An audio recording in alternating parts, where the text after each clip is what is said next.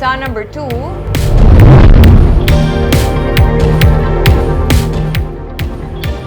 mga empleyado sa gobyerno probinsyal ang nagpaidalom sa mandatory drug testing. Napuno sang nagapila nga empleyado ang lobby sa kapitolyo probinsyal. Sunog kay Provincial Administrator Rayfando Diaz, masobra sa 3,000 ang ipaidalom sa mandatory drug test bilang compliance sa drug-free workplace.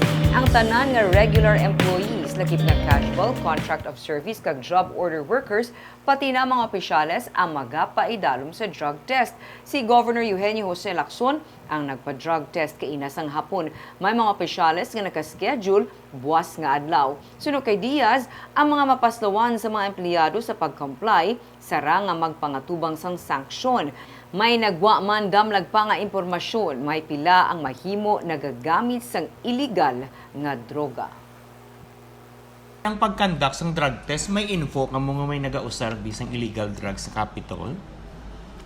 Wala man. Although may ara kami other intel nga may ara sa iban nga mga establishments or institutions sa aton.